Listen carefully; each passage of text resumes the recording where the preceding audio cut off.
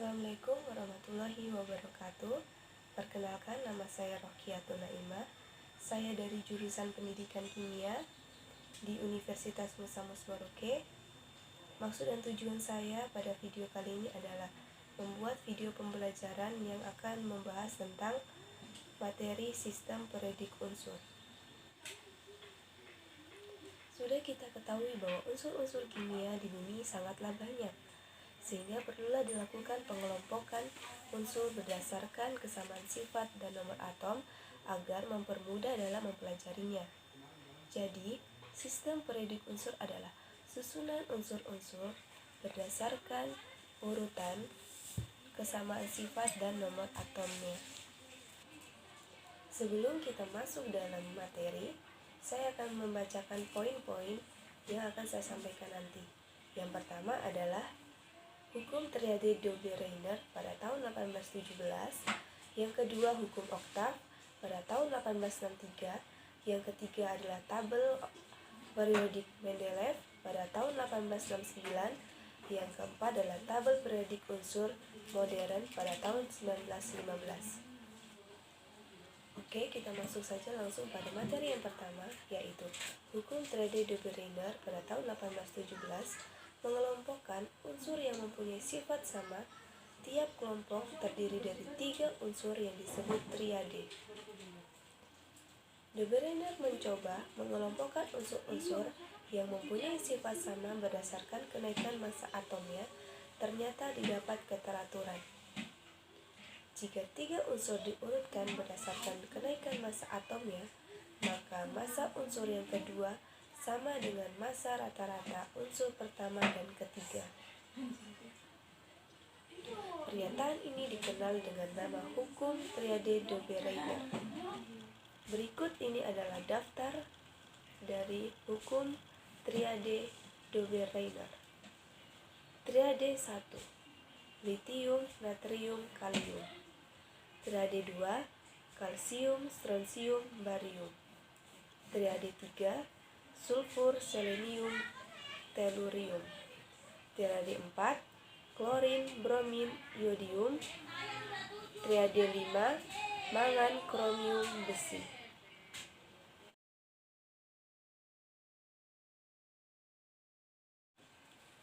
Kelebihan dari teori ini adalah adanya keteraturan setiap unsur yang sifatnya mirip massa atom. Unsur yang kedua merupakan massa atom rata-rata di massa atom unsur pertama dan ketiga. Sedangkan kelemahan dari teori ini adalah pengelompokan unsur ini kurang efisien dengan adanya beberapa unsur lain dan tidak termasuk dalam kelompok triade padahal sifatnya sama. 2. Hukum oktav. Pada tahun 1863, John Alexander Reina Newlands mengurutkan unsur berdasarkan kenaikan massa atomnya. Dari pengelompokan ini ternyata unsur yang ke-8 memiliki sifat yang mirip dengan unsur yang pertama. Begitu juga unsur ke-9 sifatnya mirip dengan unsur kedua dan seterusnya. Contohnya, unsur litium mirip dengan natrium dan kalium. Pengulangan ini oleh Newlands disebut hukum oktav karena membandingkan pengulangan sifat unsur dengan tangga nada atau oktav pada lagu. Newlands melopori penyusunan unsur-unsur yang sifatnya mirip pada kolom vertikal. Berikut adalah tabel periodik unsur menurut hukum oktav.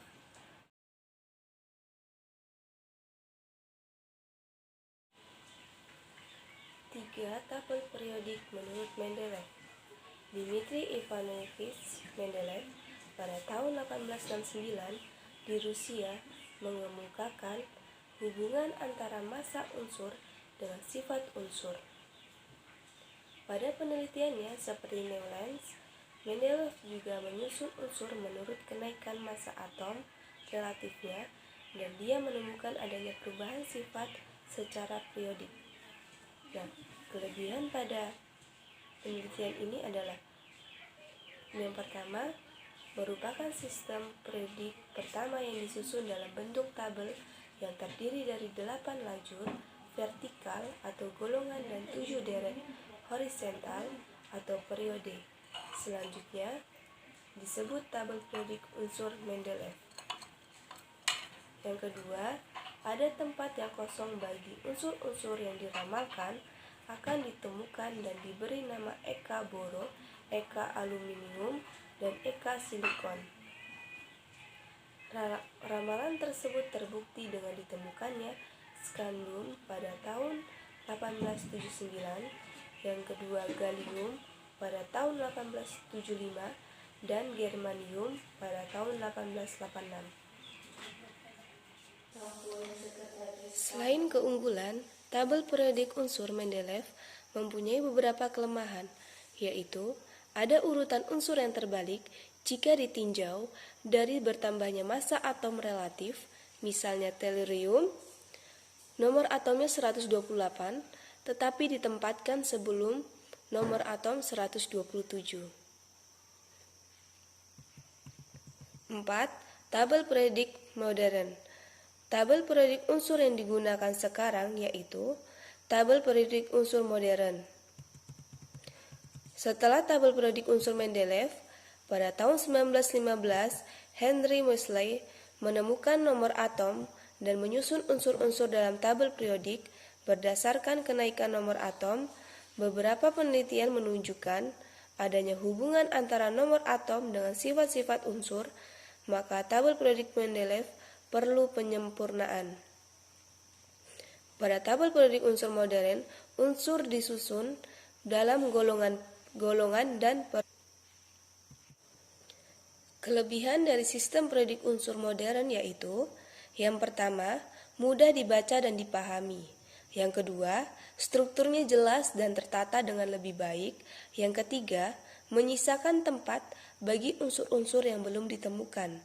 Yang keempat, berhasil menyusun golongan transisi dalam yang terdiri dari lantanida dan aktinida, di mana aktinida diletakkan di bawah lantanida. Untuk kekurangan dari sistem periodik unsur modern, belum ada kekurangan yang baik pada susunan tabel periodik unsur maupun peletakan setiap unsurnya, sehingga tabel periodik unsur modern ini digunakan sampai sekarang.